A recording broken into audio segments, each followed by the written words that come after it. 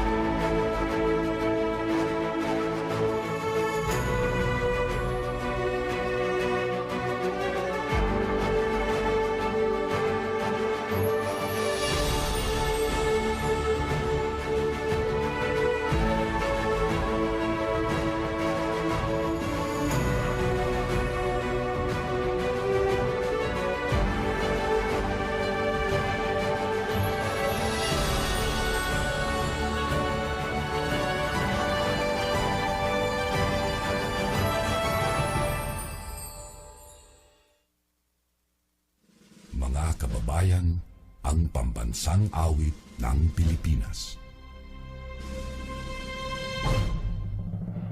Kayang magiliw, pero sa sinakalan, alam ng puso, sa higit mo'y buhay. Lupang hinirang, tuyagan ang magiting, sa manlulupin, di ka pasisigil, sa nagatang tutok sa simoy at sa langit ng pagkaw, ay hinatang tulad, awit sa pagkayang minamahal, ang isang ng matawad mo'y tagumpay na nag-iibig, ang bituin at araw niya kailan pa may matitigil, luman ang araw ng walhagin pagsinta, buhay langit sa piling ko, ang hindi kaya na pagkay mga api, ang mamatay ng dahil sa'yo. Good morning once again. I'm 𝗹𝗲ꯚ𝗿𝗀𝗀𝗀𝗀𝗀𝗀, Senior Specialist of Learning Development and Management here at SEAMEO INNOTECH, and I will be your host for today's learning session. To continue, I'd like to introduce our very own champion of innovation, technology, and school leadership, our Center Director, Dr. 𝗀𝗲𝗿𝗶𝗴.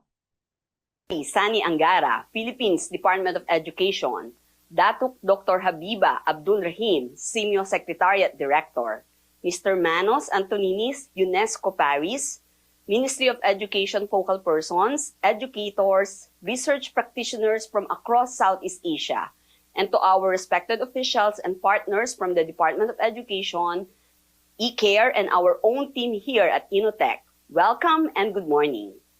On behalf of INNOTECH and the Education Center for Artificial Intelligence Research, or 𝗍𝒐AIR, it is our privilege to welcome you to this regional conversation on strengthening school leadership across Southeast Asia. Today's session sets the tone for our shared mission to foster data-informed, evidence-based strategies for principalship development, guided by our commitment to educational excellence and equity. As a catalyst of innovation and technology transforming Southeast Asian education, INNOTECH is proud to support this initiative that empowers school leaders to drive real change in their schools and communities. This is the first in a two-part learning session, and I hope to see everyone again in the next session on August 27. Together, through the Strengthening and Improving the Knowledge Assessment of Aspiring Principals Project, or SEACAP, and the broader work of 𝗍𝒐AIR, we are exploring how AI and data science can elevate leadership pathways and inform meaningful reforms. We're honored to convene experts, ministry focal points, educators, and practitioners from across SEAMEO member states to share insights, innovations, and challenges. This session will highlight regional practices in school leadership, drawing insights from reliable sources, UNESCO's Global Educational Monitoring or GEM report, SEAMEO's regional perspective, and INNOTECH's research on the topic. Together, we aim to envision and co-create stronger, more inclusive systems for the selection, preparation, and development of school principals. Your engagement is vital to shaping the future of school leadership across Southeast Asia. Let us approach today's session with openness, curiosity, and a shared commitment to empowering passionate and outcomes-driven school heads across Southeast Asia. Welcome once again, and together, let us drive innovation for education. Thank you, Dr. Ravago, for giving us the welcome remarks, as well as an overview of the two-part learning session. Now on to the regional sharing. Our first resource person providing a teacher perspective on school leadership is our very own Dr. Sherlyn Acosta. Dr. Acosta currently leads the Educational Research Unit of the Educational Research and Innovation Office here at INNOTECH. Prior to this role, she was a professor in the Division of Educational Leadership and Professional Services at the College of Education, University of the Philippines, Diliman.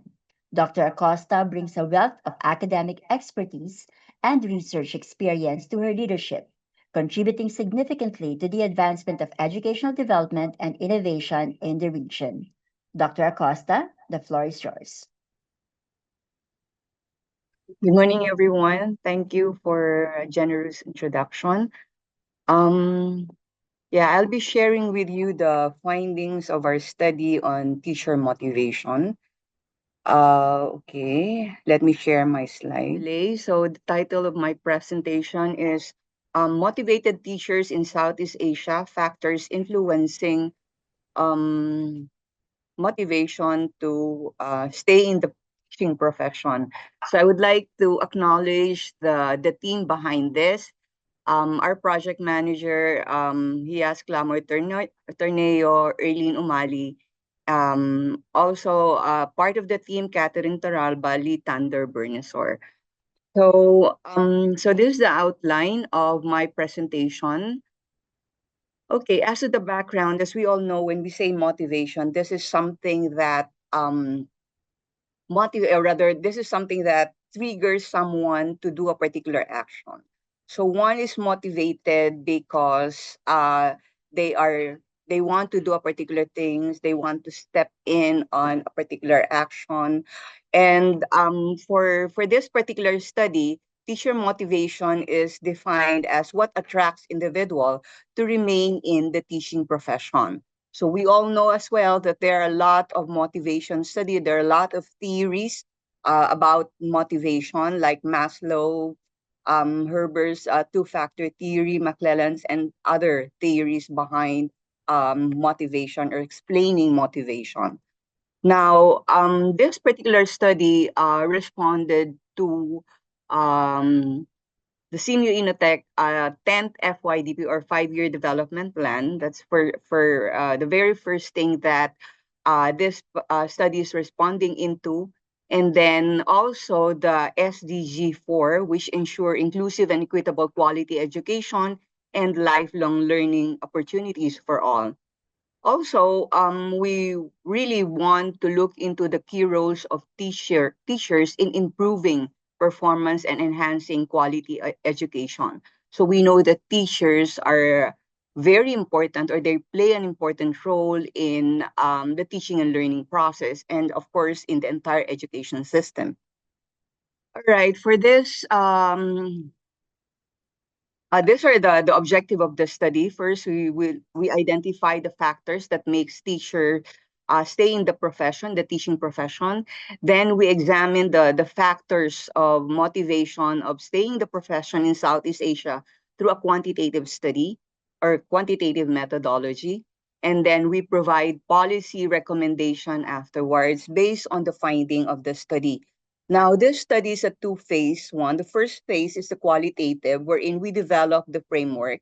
After that, the phase two is more on looking at the different, or rather, testing the different dimension. To what extent are this dimension really resonate to the motivation of teachers in Southeast Asia? And based on the findings, there are policy recommendations at the end of the study. Now, the study is actually a collaboration of SEAMEO INNOTECH with 10 states or 10 countries. And these countries are represented, or we invited country representatives coming from the SEAMEO centers and the ministries of education in Southeast Asia. So you can see these are their logo. So for the qualitative part, which is the first phase, we interviewed teachers, a total of 109, and their length of experience or teaching experience is 5 to 40 years, and their age range is 26 to 21, or rather 61, 26 to 61-year-old. And of course, a combination of female and male, and also they're coming from public school and then private school, location, urban, rural. So it's really a sporadic representation in a sense.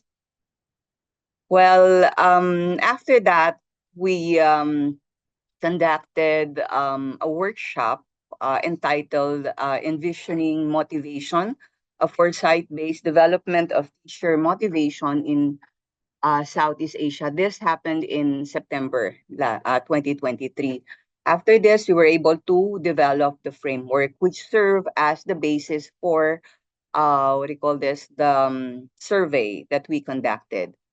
So in the survey, we collected 53,815 teachers across 10 Southeast Asian countries. So you could imagine the bulk of data that we analyzed. So we use the descriptive and inferential statistical methods with the aid of JASP and software, and the responses and motivation largely focus on, or the analysis focus on demographic characteristics and their responses about the motivational factors. So we also made use of the hierarchical regression analysis conducted to develop predictive models of each country.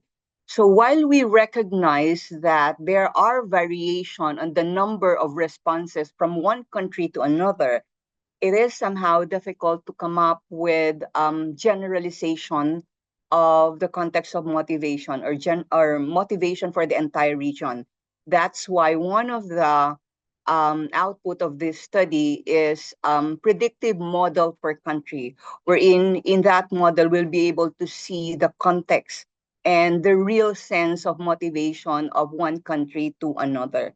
Not for comparison, but at least an understanding what is really needed for motivation to increase or to be sustained in certain country. All right, so this is the framework that we developed, the Southeast Asian framework for motivation of teachers in staying the profession. And also, I would like to add this, or for those who already know, we started with this teacher motivation study in the Philippines. And we understood, or we also developed a framework of teacher motivation in the Philippines, but the focus of the study is on motivation for choosing the profession, motivation for staying, and motivation for living the profession. So that particular study is contextual is in the Philippines. And then since we are inspired with the result of that study, and it actually well acknowledged not only in the Philippines but also in Southeast Asia, we decided to expand the study in the region. And so we developed this framework in collaboration with the different country representatives. So we have this, and in terms of this, we have the core factors, or we may say core dimension of motivation. So these are sense of purpose and fulfillment, sense of growth and development, teaching as interest and passion. So these are the core factors of motivation that were identified. And then there are contributing factors identified as well. And these are sense of being respected and valued, teacher well-being, school environment, government laws and policies, and salary, incentive, and benefits.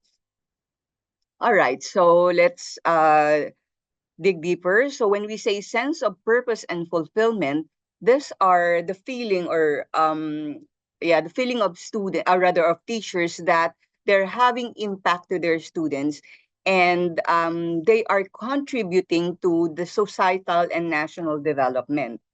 On the other hand, when we say teaching as interest of and passion, so many of the teachers said that they are into the teaching profession because this is their aspiration since they were a child. And they're saying that they love teaching, they love the subject matter that they are teaching, and they believe that they are also in alignment to a belief system that they have a purpose, and that purpose is to teach and to continue teaching. Then also part of it is they really love teaching and they really, or rather they love the children and they love how the children progress as they grow and as they develop. Now, the other one, another core factor is on sense of growth and development. So for this teacher, they are teaching because they believe the teaching profession would lead them to strive to become a better person, a better teacher, and a better in their what they're in what they are doing or in the teaching profession itself. So for them as well, their teaching profession provide an opportunities for professional development. And this is something that they're also thankful for. And this is something that motivate them to continue to teach. While they are facing challenges within the education system, they consider that as a part of growth and development, their own sense of growth and development. Now, there are other or rather contributing factors. These are a sense of being respected and valued, which includes they regards knowledge as or rather they regards as being knowledgeable member of society. So they're being respected not only with their community but in their society. They believe in that, and that motivates them to continue teaching. Teacher well-being. These are the work-life balance. So they said that through the teaching profession, they have a work-life balance. There's a flexible schedule. There's a long vacation, and it's a proximity of their house to their school, and that in itself contribute to their well-being and make them stay in the profession. School environment, supportive work environment. Their co-teachers, their principals, and then also the salary and incentives, of course, that's for practical consideration. Teaching profession is, it's a tenured post, and so they receive salary regularly. And also they're motivated because there are clear policies on how teacher recruitment, entry, deployment, they can see that, they're aware of that, and then clear policies on professional development, and even clear policies on all this salary and benefits. Again, I'm speaking of the Southeast Asian experience. All right, so that's for the qualitative or the first phase of the study. The second phase of the study is a survey wherein we try to look into all this dimension, all those factors. So perhaps we use the term contributing and core factors. Perhaps you are more familiar with extrinsic and intrinsic motivation. So given those identified factors in a qualitative research or method that we use in this particular study, we try to test. So what happened then? What is this motivation in the context of Southeast Asia or in different country other than the Philippines? So we have here for the mean of the Southeast Asian region is 7.9. So we can see here that the teachers in Southeast Asia, they are very very high motivation to high motivation.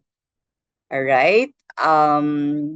But the regional mean for this is high motivation.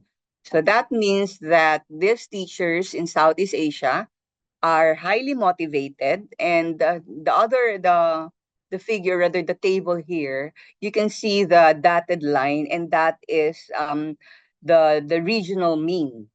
So with that, we can see that what are this country that went above the mean, or the regional mean.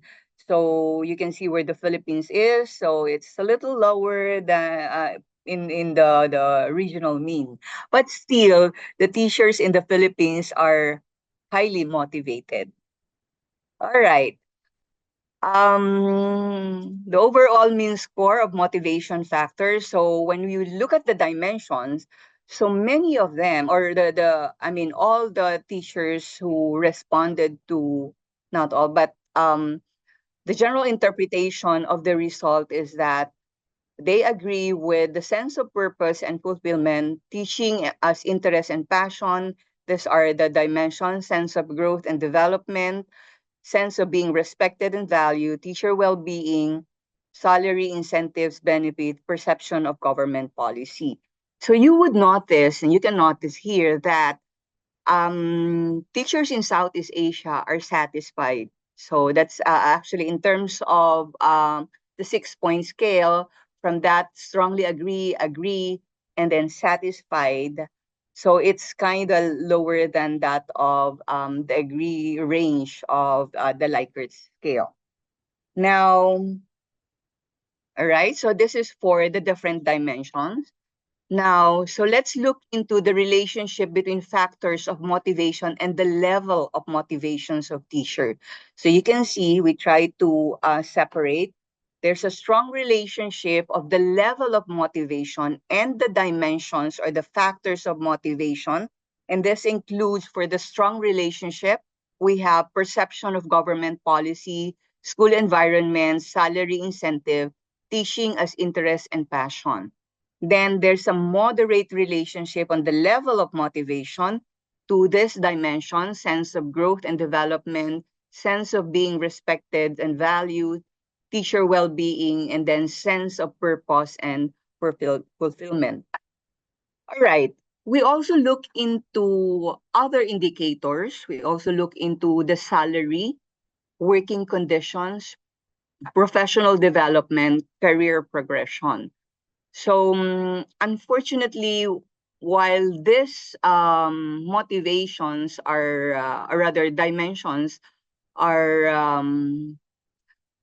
what do you call this, positively correlated, these factors are weak yet positively correlated, most of them. I will not be able to show you the specific graph for this, but I only focus on the result that is somehow related to principal preparation or becoming a principal.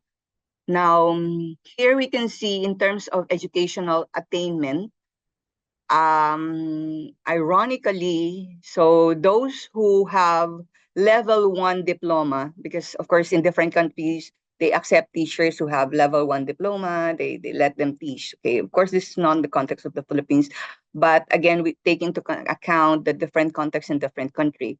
So you could see that those who are having postgraduate certification or diploma has a lower sense of motivation or level of motivation in comparison to those who have level diploma. So you might think that, is it the case that the higher the education, the lower the motivation? So that could be a possible answer, or rather the possible question given this particular findings. Now, also, the other side, we have the table on differences in teacher respondents' motivation according to history of profession, or rather, history of promotion. So here we can see that with the history of promotion is a bit higher. The level of motivation is a bit higher than that of without history of promotion. So somehow, although it's very small difference, having a history of promotion impact the motivation or influence the motivation of teachers to stay in the profession. And perhaps these are the teachers who continue to become a principal or even aspire for a higher position. Okay, so this is the teacher motivation in Southeast Asia. So this is the result. We represent the result through a sunburst. And here we can see that what predicts the teachers or the motivation of teachers in different countries. So what are the predictive models? So I cannot show you as I've said earlier, but at least this one is a summary indicating the factors that predicts teacher to stay in the profession in the different Southeast Asian countries. So here, for example, as we have the Philippines. So let's have Philippines as a sample. So the Philippines, we have perception of government policies. So for them, they are motivated if there are clear policies, clear motivation. They know what to look into if they want to be promoted. They are guided. Fortunately, we have career progression already. Then we have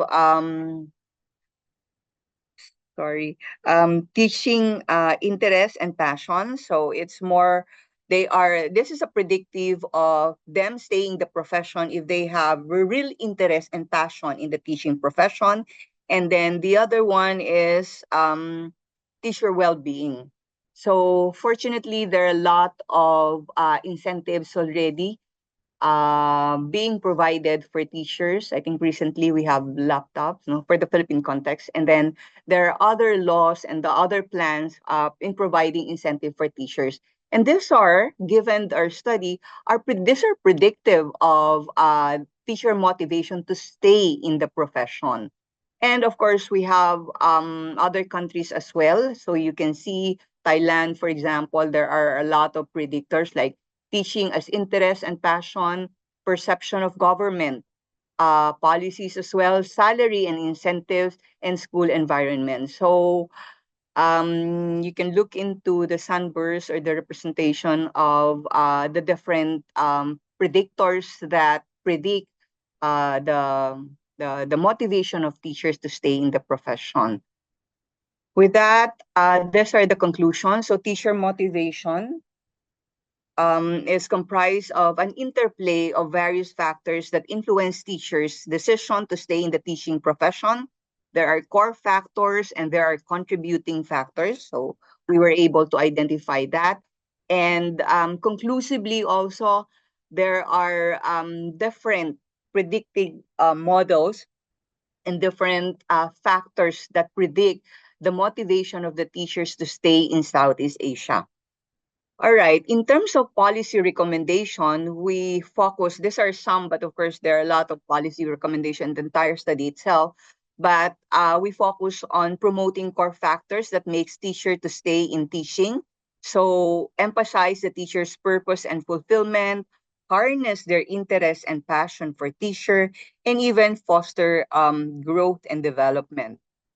So further, we have to address, and there are ways, of course, to address the contributing factors that make teachers stay in the profession.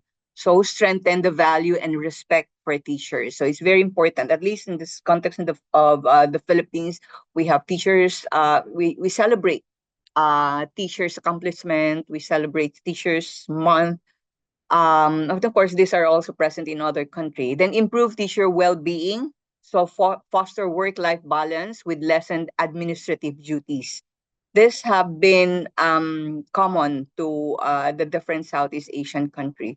So it's very important to improve the teacher well-being, reinforce supportive school environments, so allow teachers to decide the most appropriate teaching strategies to apply, establish good working relationship with school leaders and co-teachers. So for principals, it's very important that, for teachers, that there's a good relationship between and among teachers and of course with school heads or school leaders. Then enhance salary incentives and benefits, increase the status and prestige of the teaching profession by adjusting salaries, benefits in comparison with other professionals. Then implement responsive government laws and policies, so consult teachers in developing and implementing curricular reforms and education policies. With that, thank you. Thank you very much, Dr. Acosta. That's certainly insightful. I noted that in both the core and contributing factors, we can deduce that school principals play a role. I also read somewhere that if you want to be a good leader, you need to remember what it was like when you were a teacher. And certainly, I think this framework can serve as anchor for our school leaders as they engage with their respective teachers. Now, on to our next presentation. May I now introduce to you our speaker who will present global and regional perspectives on school leadership. Dr. Dewey Susanti is Chief of Content and Knowledge at the Global School Leaders. Dewey has over 20 years of experience in improving education equity and quality, split equally between program development and research and across academic, private, nonprofit, government, and multilateral institutions. She joined GSL in 2021 as a Senior Director of Research and spearheaded the development of an ecosystem and program research to understand the enabling environments and pathways for school leaders to improve student outcomes. Joining Dr. Dewey is also Dr. INNOTECH-eCAIR, Chief of Partnership. Ma'am, you now have the floor. All right, great. Thank you so much. Yeah, thank you so much for inviting us here to this session. And it was great to have a start with kind of like coming in from the teacher motivation. I would like to shift a bit by talking about global and regional perspective on school leadership. And I would like to start by asking the audience, what is the one thing that you remember about what your school leader do? So let's take a bit of a time capsule and go back to when we were still in school, and then think about one thing that you remember about what your school leader do. And please share this on the chat box so that we can all see the answers as well. Maybe while waiting for people to put in their answer, what I remember from my school leader was that, so I'm based in Indonesia, and every week when I was in school, there was a school assembly where the school leader lead everyone, like all students have to kind of like gather in this basically like a big sport, and then I didn't know what I didn't understand what it was before, what it was all about, but it's actually trying to introduce to the students what is like kind of a good example of behaviors that is accepted and what are the good or like the poor behavior that was discouraged. So I can see as well now on the chat box that there's also like people putting in like inspiring the teachers and students, monitor, evaluate, etc. Please keep your questions, your answer in mind as we go through kind of like the different functions and roles of school leaders, and then we can come back to it later. So at Global School Leaders, we catalyze school leadership field in the Global South to improve policies and professional learning opportunities for school leaders. We work in over 15 countries and supported over 13,000 school leaders across the Latin America, Africa, and Asia. So the reason why we focus only on school leadership is because we know that school leaders play a big role, right? So they lead schools, they implement policies and programs in schools. We have also identified some strong fact and evidence that shows that schools that are led by top 25% of school leaders perform 3 months of extra learning per year. This is in comparison to schools that are led by the bottom 25% of school leaders. So basically, we also see that as mentioned by the previous speaker, that school leaders make a huge difference, in particular for teachers, and how they kind of like perform in school, how they feel supported, how they also feel that they are kind of like their overall well-being is also influenced by the school leaders. However, the school leaders themselves need more support. This is the result of the Global Education Monitoring Report that was launched last year by UNESCO. So they identified that 73% of countries expect school leaders to support staff professional development, in this case, teachers, but school leaders themselves do not get professional development. Right. So only 31% of all countries have regulations for the induction and training of new school leaders. Some 63% of countries apply open competitive recruitment, but the rest kind of like more seniority based. And basically, there's also a challenge when it comes to how school leaders can focus more on supporting teaching and learning, as a majority, almost 70% of school principals spend their time on management tasks, including administrative. So the Global Education Monitoring Report also identify key recommendations, which is to trust and empower school leaders, provide kind of like enabling environment for school principals to thrive, provide autonomy, support, and resources, including accountability, and select, develop, and recognize those who are also like to become school leaders. What does it take to become the top and the best school leaders, because we want them to it looks like, can someone yung assessment mute themselves? namin, ma'am, dapat ano na yung Okay, thank you. And then also share their leadership with school teachers, as well as other, including students and parents.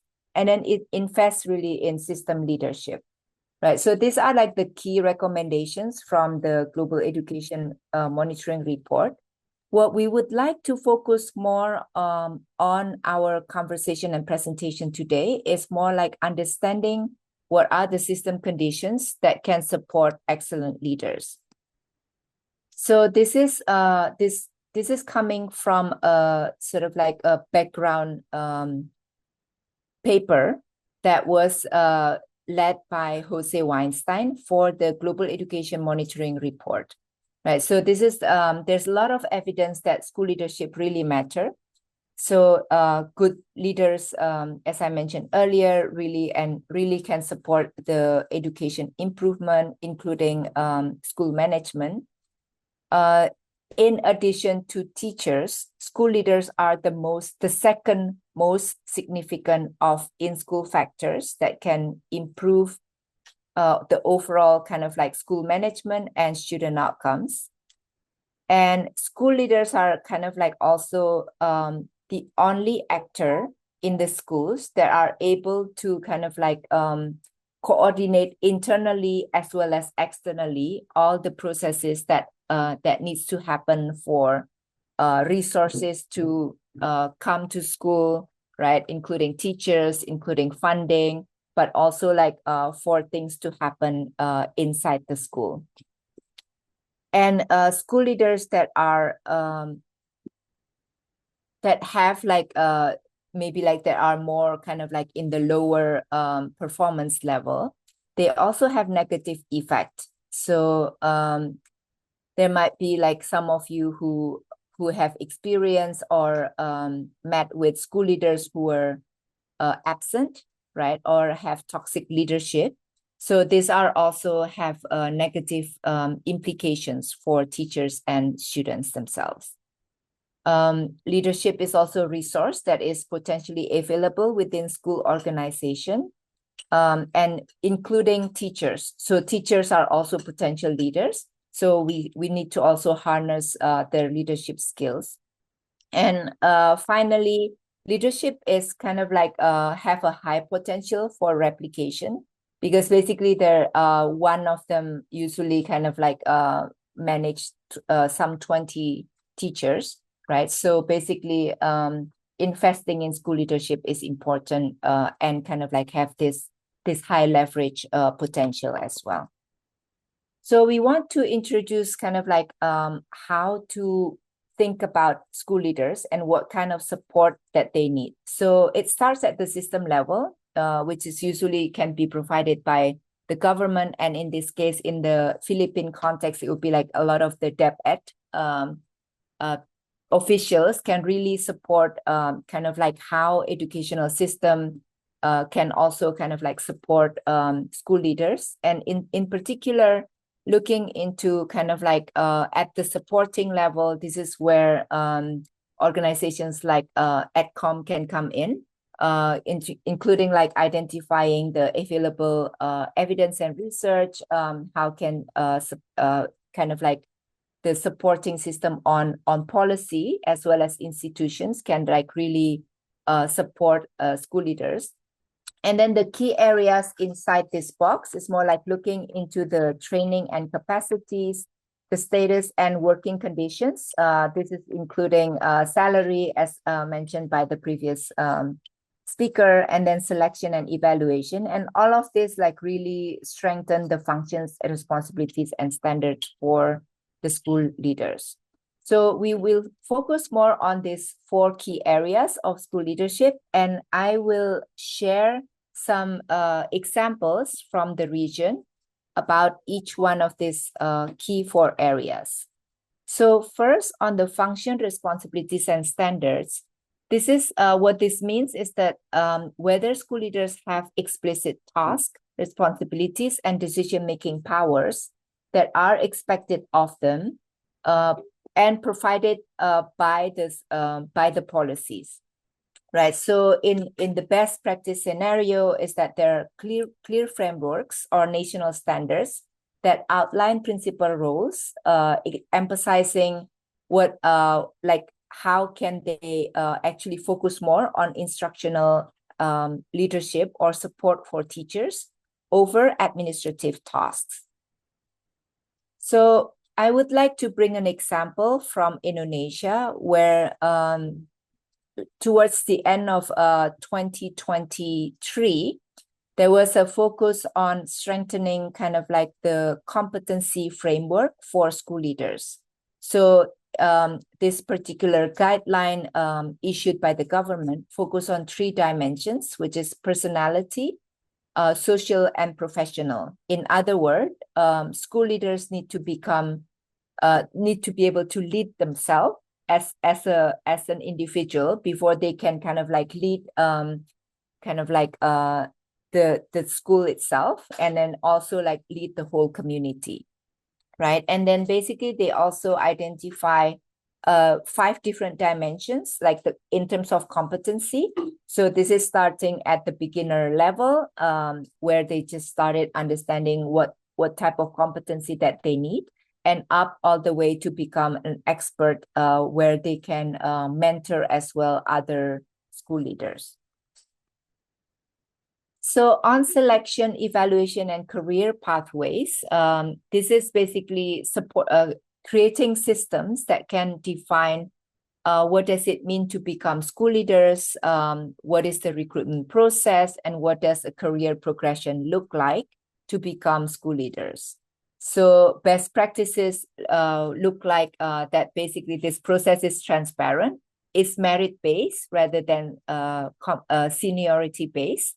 And then also with having like a formal competency standard, as I mentioned before, and then offering like really clear pathways for career advancements, right? And so I would like to bring an example from Malaysia, and this is developed by a partner of SEAMEO Secretariat, 𝗹𝗲𝗀𝗀𝗀𝗀𝗀, where they look into the revolutionizing the education for all children in Malaysia, looking at how teachers can support students, but in particular system like teacher leaders.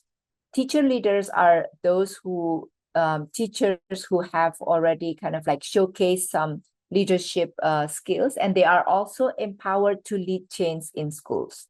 They show creativity in teaching as well. So they 𝗹𝗲𝗀𝗀𝗀𝗀 invests a lot in these teacher leaders so that they can support as well students, right? But what is also really important is to identify how system leaders, in this case, district or DepEd leaders in this room, can really kind of like support as well school leaders and teacher leaders within the school by kind of like identifying some of the problems and help to problem solve some of the challenges that schools identify, and then also create like data-driven solutions, right? And kind of like coach and mentor school leaders and teachers. So then this can become like a cogwheel that like really strengthen each other. And similarly to the previous presentation point, right? And we can also start looking at how how teachers in particular from like early careers can be harnessed to become teacher leaders, to become school leaders, and eventually to become system leader. So this kind of like thinking about the career progression is very important for like harnessing leadership within schools. So on training and capacity building, this is kind of like thinking about from the initial pre-service training to the induction and also continuous professional development opportunities for school leader. The best practice is looking like basically providing a cohesive that training that are also aligned with the defined leadership competencies and should be accessible throughout the school leader's career. So I would like to bring here kind of like the evidence that come from global school leaders. As an organization, we have worked over 8 years to identify what are the high leverage action for school leaders. And this consists of 6 different aspects of it. So the first one is co-create a supportive culture of high expectations. So what I mentioned earlier about this assembly at school, right? This is essentially how school leader can really kind of like identify what are the best practices that they would like to encourage, and what are the kind of like behavior or attitude that they would like to discourage from a school system.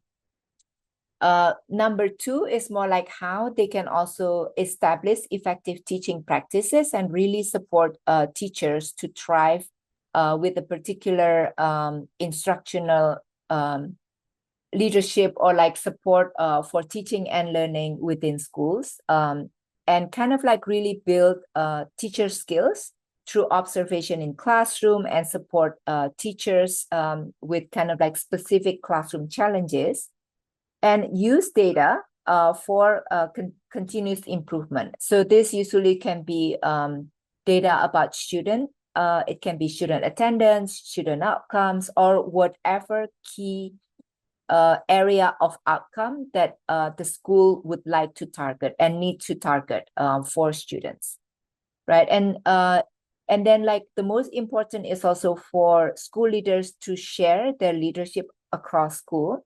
Because as I mentioned earlier, around 70% of school leaders spend a lot of their time for management. So if they can release some of that task to other teachers, then they can also focus more on providing support for teachers to improve learning outcomes, right? And finally, how school leaders can really identify and disrupt equity, in particular gender inequity, in terms of looking at also the differential between like girls and boys, but also looking into students that might come from disadvantaged backgrounds or different type of abilities. So from the perspective of GSL, we are interested in usually working with partner organizations to then provide support to them. And if then partners can provide effective training program, then participants can also improve on their leadership practice and also like change the school and teaching practices to then improve student outcomes. So that's how we're kind of like looking at our program and how we're also doing research to identify what type of practices that really can improve student outcomes. And then the second part of our work is more like looking at the ecosystem and in what ways kind of like identifying best practices in the region can really kind of like help us share the impact, insights, as well as scalable solutions to train and support school leaders and identify policies as well to empower and support school leaders within kind of like the region and within the country. So I would like to mention as well that GSL have just started a collaboration with SEAMEO Secretariat for Southeast Asia Hub on School Leadership. And this is led by my colleague, Animesh. Maybe we can also, like if there's still a bit of time, we can share a bit later about the Southeast Asia Hub. But maybe like I would like to quickly wrap up this presentation by focusing on the status and working conditions. And so what this is more like providing material and organizational support that enable principals to fulfill their roles effectively.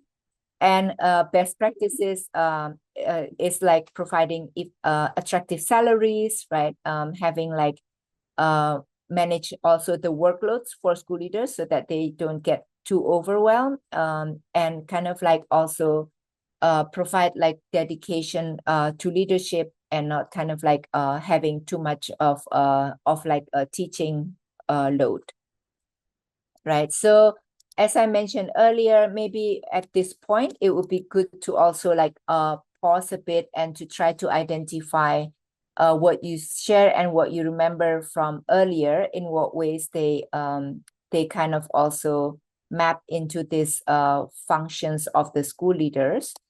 But to kind of like end this presentation, I would like to also share an example from the Philippines itself. So this is the work of our partner Ravi, who's focusing on also supporting the transformative actions for improving literacy and numeracy, particularly in Cebu.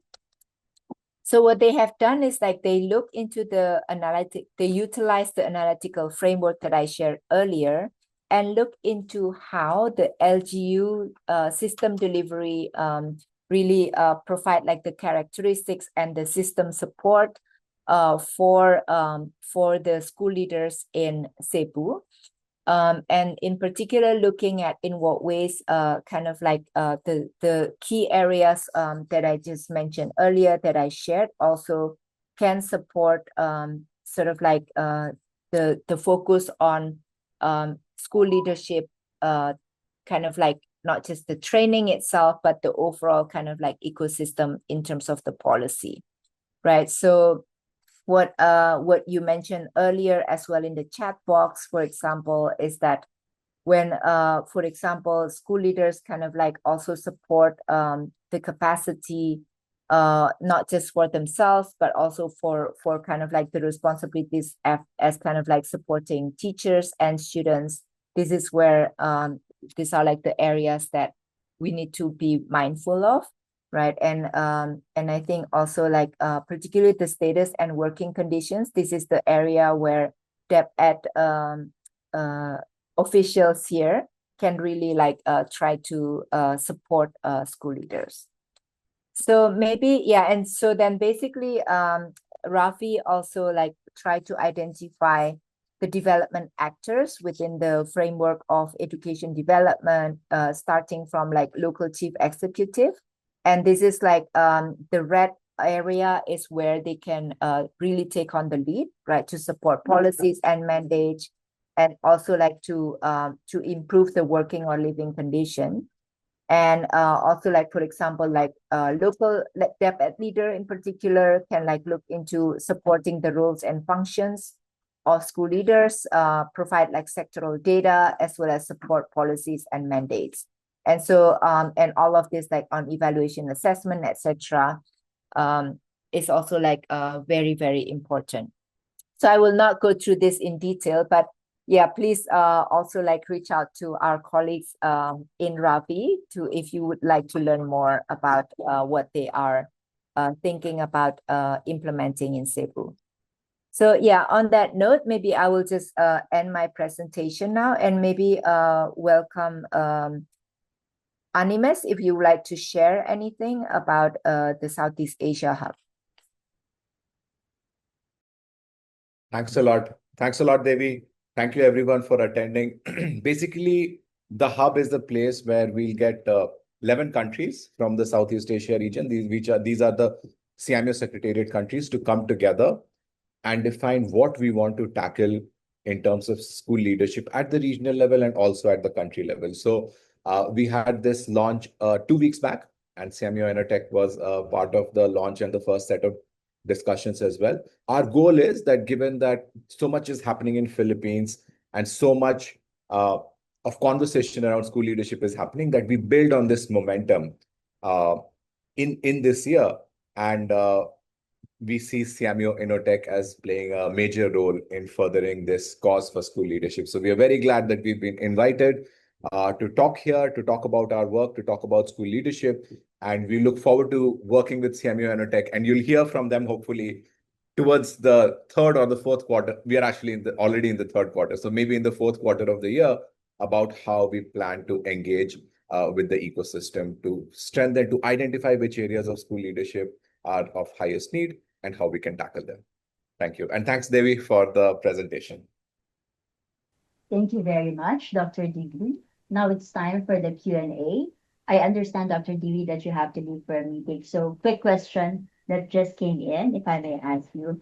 Of all of the best practices or areas on school leadership that you have mentioned, which one in your research did you notice as most pressing, perhaps immediately needed, and where not much yet is being done? So basically, what could be a priority for countries? Dr. Dewey? Yeah, thank you so much for that question. So what we have seen across our partners, the most effective support that school leaders can provide is like actually focusing on how they can utilize data on student and student outcome. It can be like literacy and numeracy, or kind of like attendance, or more like looking into gender, how boys and girls feel safe in schools, right? And like really use that data to inform how classroom experience can kind of like support that outcome. So if it's like focusing on foundational literacy and numeracy, then the focus would be then how school leader can support teachers and conduct kind of like a classroom observation as such, to then kind of like support the improvement of student outcomes. So that has been kind of like the most focus area on like the use of data, providing classroom observation, and then supporting teachers to conduct kind of like conversations and address the problems that they encounter in classroom, right? But what we also have seen from some partners and also like from evidence is that this provision of culture and how school leaders really can affect culture of high expectation that is something that often not being focused on in terms of a lot of the training or like a lot of the focus, but it's actually the area where school leaders can really make a lot of difference. So the example that I mentioned earlier, right, when it comes to like school assembly, but also, for example, when we're thinking about secondary school, because I see also like some participants here come from secondary school. Often the role of school leaders is more like, for example, in providing understanding in what ways partnerships with local community members or even parents, right, to kind of like provide, for example, like career days, or invite like some professions to share like what like how to become kind of like different, just expose students to different type of professions. That those are like the roles that school leaders can really kind of like provide, because they, as I mentioned earlier, they're the one who can really kind of like motivate and mobilize people within the network of the school, inside the school, but as well outside of the school.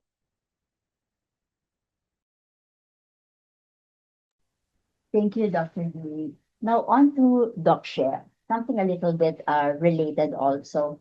Looking at the results of the teacher motivation study and also relating it to the presentation of Dr. Dewey, what do you think are the elements in the results of the teacher motivation study that can feed into how we now prepare perhaps our school heads, train our school heads, and areas that we need to focus for our school heads? What inputs can our study on teacher motivation provide into this one? I think Dr. Dewey mentioned creating that culture could be one of them. What other factors coming up from the teacher motivation study can feed into how we now prepare, select, and develop our school leaders? Ma'am?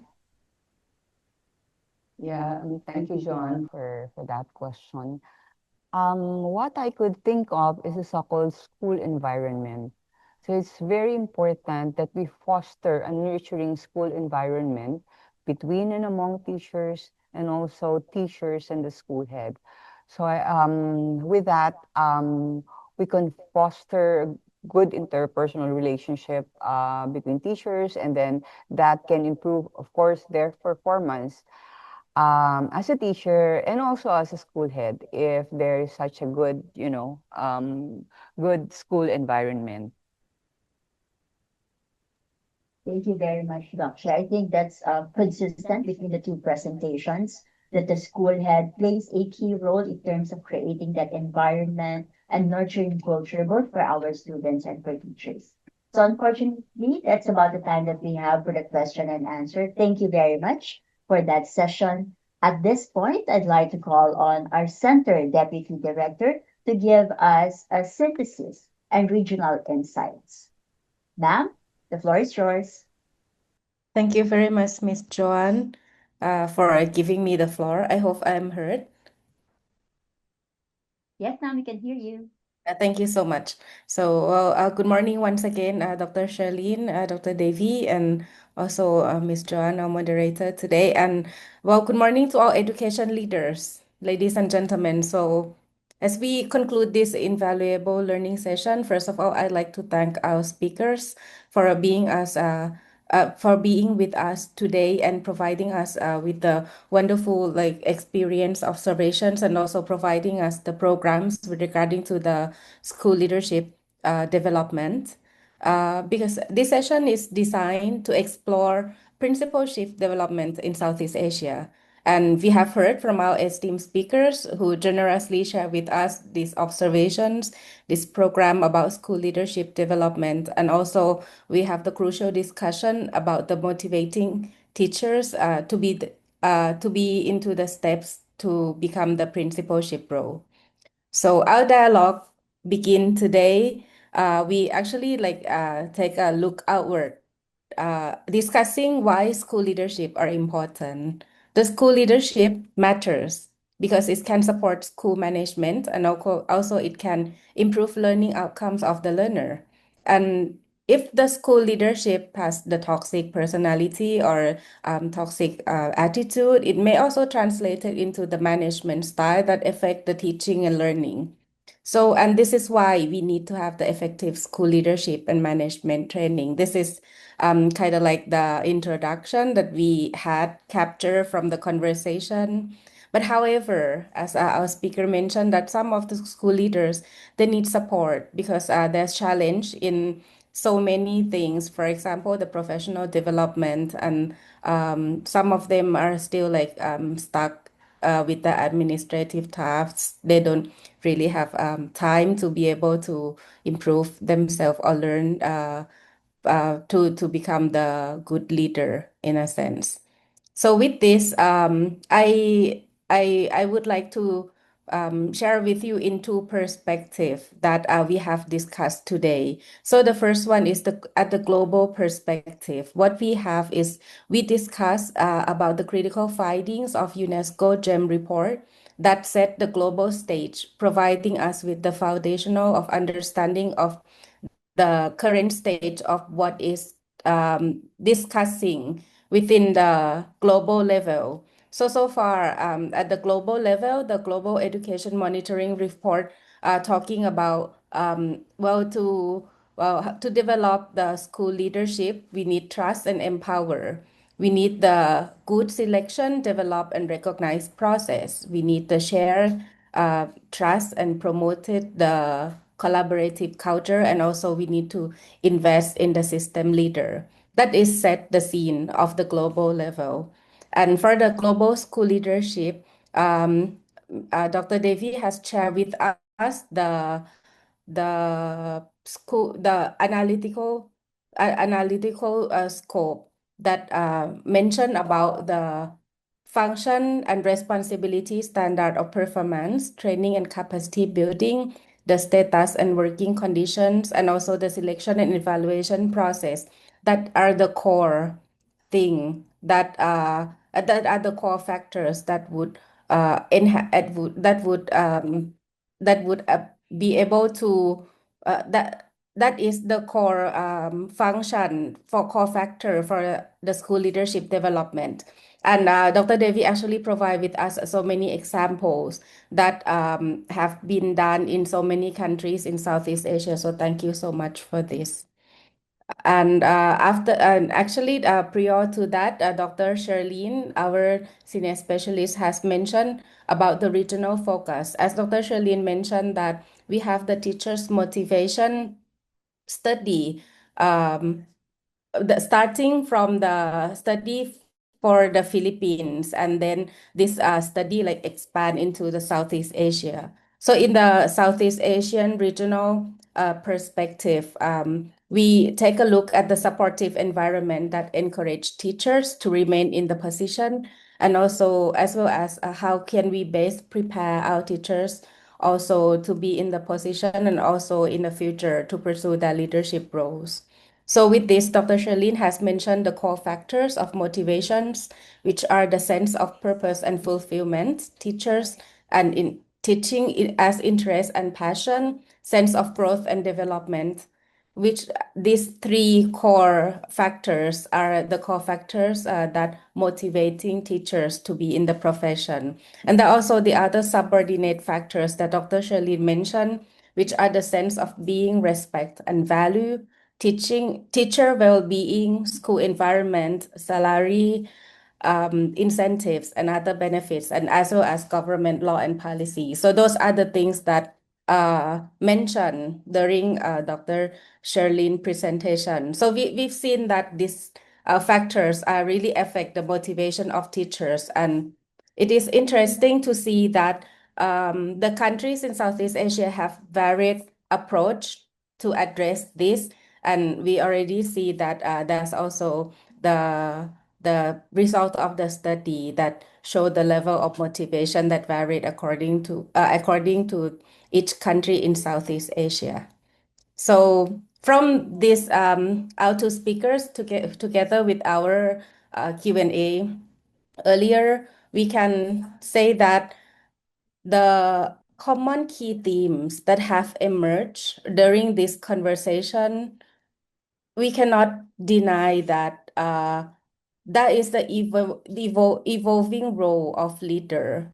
We can see that the principal role has extended far beyond the traditional school leader in the past, because the leader in the past may have a limited role in managing at several things, but the school leader, the principal at this point, is like need the well-rounded knowledge and need the management from the human resource or the resources, including supporting the well-being and everything that would allow the school environment to be able to exercise in the way that would support the learning of all the learners, to improve the learning outcome of the learners. So, as I mentioned, that the modern principal I expect to serve as institutional leader, mentors, community builders, because your role has grown. So this is why we need to encourage that the school environment that would allow teacher to be able to learn, grow, and become the good leader. The second one that is the common key themes that I can derive from this conversation is that we might have to address like why, because why is this important? Then we can address to the right point, because the motivation of teacher to become the leader is not just taken for granted. Our conversation has reviewed that those factors, right, such as professional growth, recognition, or the supportive culture, and also incentive benefits and those things. These are the things that motivate the teacher, and it's crucial in inspiring our best teacher to take place at this demanding role. So we have to have the structure plan for them to transition from the role of teacher into the leader. The next thing is investment. I've heard from Dr. Devi and Dr. Sherlyn talking about that the government, we need the government support on this. So the investment both in resource and also investment in financial, of course, would need for the professionalization of teachers and the school leaders. This is very important. And the last point is that the power of collaboration. This is something that we need to address, because we see already that right now we face the unique challenge. And of course, one country or one identity would not be able to address this alone. So the spirit of collaboration is something, in effect, that would strengthen our ability to build the strong solutions for to respond to the learning needs of our learners. And with this, I'd like to thank Mr. INNOTECH-eCAIR, who jumped into the conversation and talking about the hub of school leadership in Southeast Asia. And as SEAMEO INNOTECH, we would like to be partner in this, and we look forward to work closely with you on this endeavor. So, that's all for the synthesis for this session. Thank you very much for our presenter and our moderator, and also participants, all the school leaders who are here with us, and everyone who contribute to this vital conversation. But this is just the first part of our webinar. We still have the second part that will talk about the school leader and principalship in each country in Southeast Asia. So please stay tuned and be with us again on August 27. And the information, you can find it on our website and our social media. So thank you very much for being with us today. And thank you very much for the opportunity for me to be the synthesis of this session. So the floor is yours, Joanne. Thank you.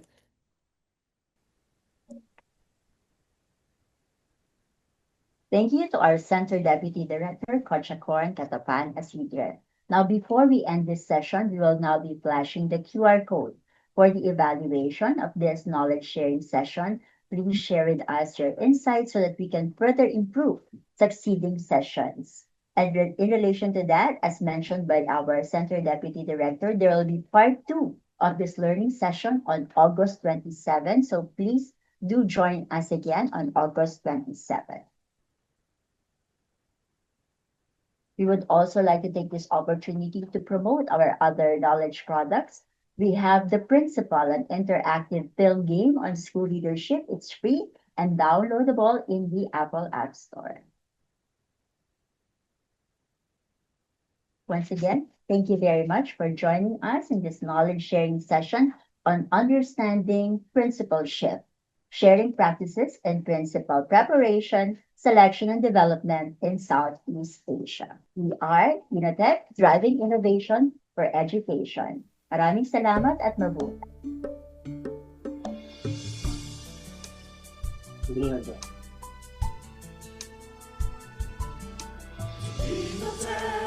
we have come with all so bright. The million learners' voices we, they all Thank you.